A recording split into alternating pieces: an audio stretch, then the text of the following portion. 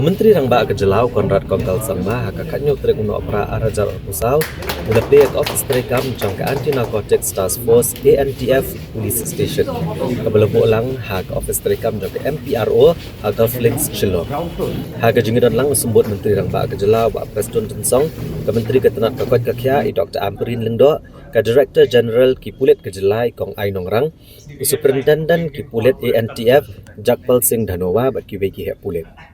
Habakran dengan kejenggelang Menteri Rangbah ulong bagan dengan tanat kalak bandrin. Mereka kejeng Treikam juga pada pun persayu drugs kan long kebakrau bah.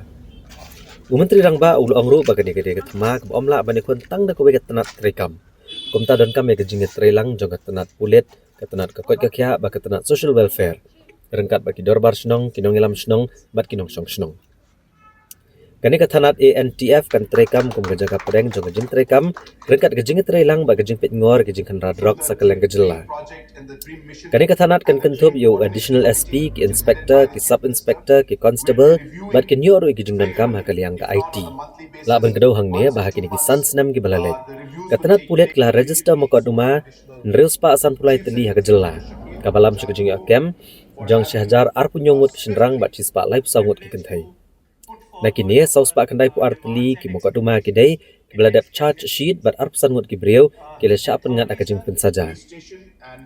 Kajeng yo kurup drugs hakini ki snem ki kenthop ya sau pu ar point nyo san pra kilo heroin kala hajar san spa ar pu kilo ganja bat opium bat kapisa ba kendai pesan lak prapu hajar ar spa sau tengka dan lor lai teli ki tiar siap.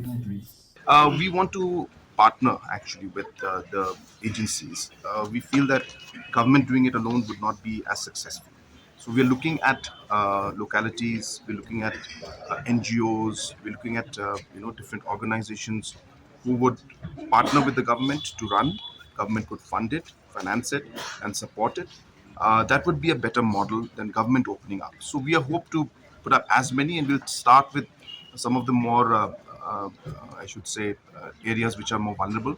And so those areas will be targeted first, and then we'll spread and we'll try to ensure that in every district we should be able to have it. Just lastly, do you feel that figure of over 3 lakh people are using drugs in the state of Meghalaya? Do you feel that number is legit? Because there's still a doubt about it. On what basis is that number? Absolutely, it's something that we have to relook into. But I think whatever the case may be, whether it's 3 lakhs or 1 lakh or even 10,000, we should not have any drug users. So that's what it is. So if the numbers are high for us, and if it is true, then we have to work harder. That's all it is. So for me, what's important is that they should not be there. The supply chain should be, choked completely.